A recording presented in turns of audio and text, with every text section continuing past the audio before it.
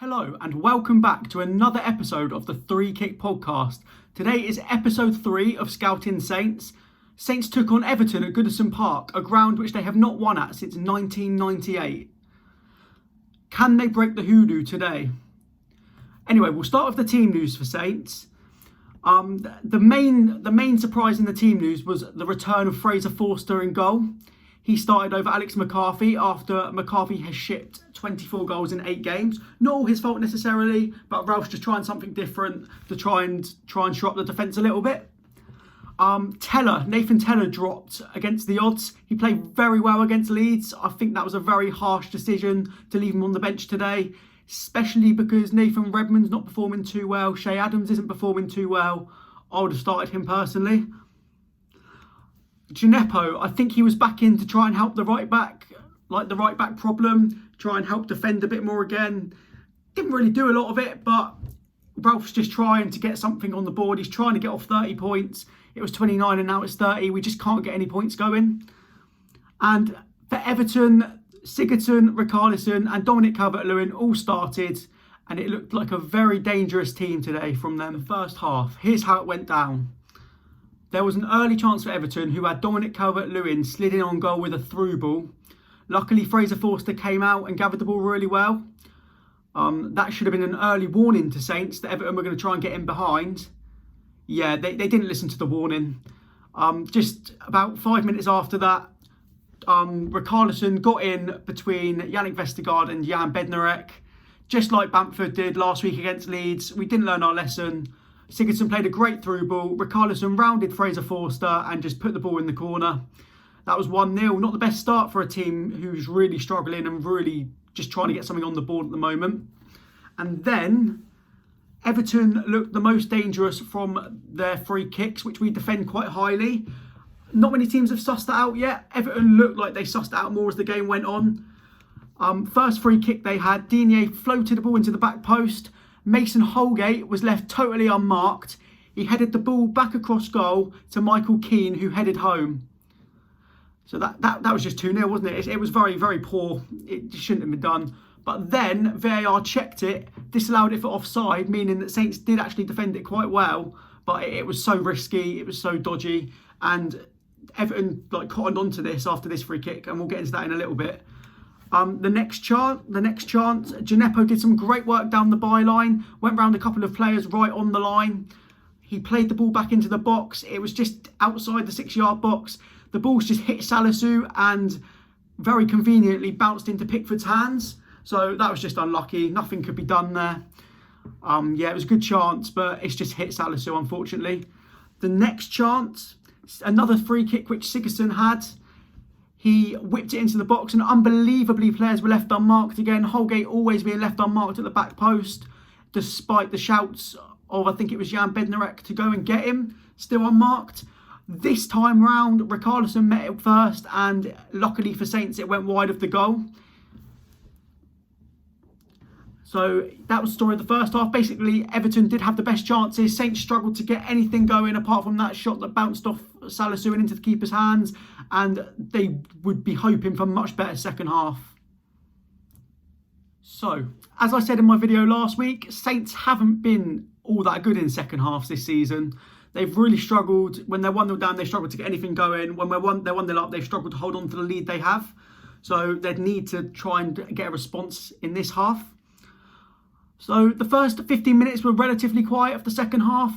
About 58 minutes, Richarlison was fouled by Moussa Gineppo. It was another free kick for Everton to try and tease our defence. The ball was whipped in and Michael Keane knocked it back across the goal. Luckily for us, Calvert-Lewin couldn't convert. But then Godfrey had a chance. Luckily, Vestergaard blocked it. Signs that Vestergaard's coming back to his form a little bit now. But still improvement to be had there. And another free kick 2 minutes later. Again, Keane, the main threat in the box, him and Calvert-Lewin knocking back the free kicks. He fizzed his header wide on this occasion, luckily for Saints. These free kicks were teasing, they were testing. Saints were struggling to deal with them a little bit.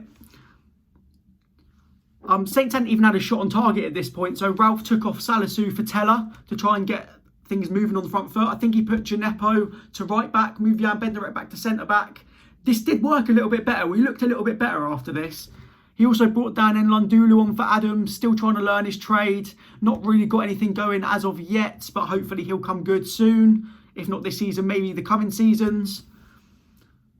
Adams came off. He's still on his goal drought. He's really struggling to get anything in front of goal. He's not finishing chances that come his way. And even when he does, VAR rules them out unfairly. So no wonder the lad's struggling. I feel for him a little bit.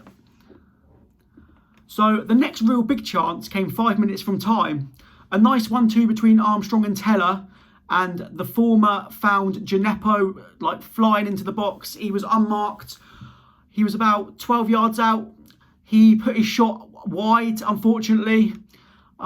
It was a big chance. He was unmarked. All he had to do was test Pickford or get something on target. This was a huge chance for Saints. Unbelievably, it wasn't even their biggest of the match. That was to come later. Yeah, somehow Moussa Gineppo's shot, I think the way he took it, I think it ended up in Anfield. So well done, Moussa, for that one. The final chance of the game fell to Yannick Vestergaard in the 90th minute. Saints were putting the pressure on from corners. They definitely were much better in the second half. They started to look like their former selves a little bit. They didn't just sit back and pass the ball around the midfield. They got going a little bit, but it's just so frustrating because we cannot find the net. After a few ricochets in the box, the ball fell to Vestergaard about 8 yards out.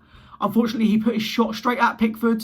Pickford did stretch himself out well, but I think Vestergaard probably should have been doing a bit better. He should have found the corner. But he's a centre-back, so you can't really blame him for poor finishing. So that was the frustrating thing. A better second half from Saints, but unfortunately it was 1-0 full time. Now, on to the talking points. The starting lineup. Nathan Teller undeservedly dropped. He was definitely the bright spark against Leeds. He got taken off about 60 minutes, which made me think he was going to start this game. Maybe he's just easing him in like Man City have with Phil Foden, trying to get his game time perfect. But for me, I think he needs to play because he's the one that adds drive. He injects some energy into that team. Even more so because Nathan Redmond isn't playing too well at the moment. Last night's performance might have been his worst yet in a Saints shirt. He doesn't go at players. He didn't get anything going. He just passes it backwards when we really need someone to have that energy and to try and go forward. He wasn't taken off till late in the game, which makes me think that Ralph sees something there that I might not. But honestly, that's too many poor performances now. And I'm not singling them out, by the way, because Adams was poor again. Ings was poor again. All of our attackers have been poor of late. And that's one of the reasons why we're struggling so much.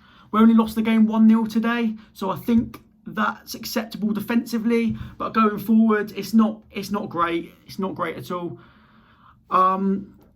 So the next talking point, a good response to going behind, something we haven't seen a lot of lately. But when we went 1-0 down, we actually knocked the ball around the midfield quite well. We were looking like playing out the back like we did back in November, December when we were up there in the league. We were trying to create chances. Unfortunately, we didn't get too much going in the final third, which is where everything broke down, which is where the work's needed. Another point from the starting lineup, obviously Ralph Hasenhüttl was completely lost trust in him since he got sent off. He actually played Armstrong in the number 6 role, which is nowhere near his natural position. And it showed a little bit, but he didn't do too badly. But yeah, it just shows when you've got someone natural in that position, him and Kane Ramsey. We literally have Kane Ramsey, who is a right back, yet Ralph prefers to go with Bednarek or Stevens or someone like that, which shows they're just not at the level they need to be yet. And Ramsey has just signed a new 2-year deal. The fact that it's not a longer deal makes me think that the club might be sceptical about him and doesn't want to end up having him for 4 or 5 years if he's not going to do anything. So that's another thing. Salisu, I said after his debut that he was excellent. He was a man mountain. He was dominant. He struggled a little bit in the last couple of games against more physical strikers. So I think he's still learning, he's still adapting, he will get there. There's a proper player in there, but as of yet, he's still learning the Prem game. He's not in Spain anymore. He doesn't have that much time on the ball, and he's just getting used to that. So hopefully he'll come good. Moussa Gineppo, our man of the match for today, I reckon. He put in a very good performance again. He's looking like coming to his best now. Not his best, but he's getting a lot better than he was. He's looking our best player the last 2-3 games. So defensively and attackingly, which is good to see, especially when we don't have a fit right back at the moment. And the final point, 1 point from 27. worrying times, because we still need that 7 or 8 points to make sure that we're safe. And at the moment, I think there's going to be some big games coming up. Sheffield United, Brighton, Crystal Palace, all coming up. And we really don't want to lose too many of them. Not just because we're not going to get the points, but because we're going to give them points if they beat us. And that's really something we don't want to do. So, yeah, hopefully against Sheffield United at the weekend, we can just get the 3 points, all stop worrying, just go for the FA Cup, and that would be perfect. So, what does this mean for the Premier League table this week? Well, the victory for Everton actually means that they're within 2 points of the Champions League places, and they have a game in hand. So if they can win that, they'll go above West Ham, and they'll be well in for a shout of getting top 4. As for Saints, same old story, stuck on 29, 30 points for another week. Just not getting the wins. A massive game against Sheffield United on Saturday now, because if we lose that one, I reckon some of the fear might start creeping in, especially when we have Man City next Wednesday, which is not something you want when you're on poor form. So yeah, there's looking like some big games coming up against Palace and Brighton and Sheffield United.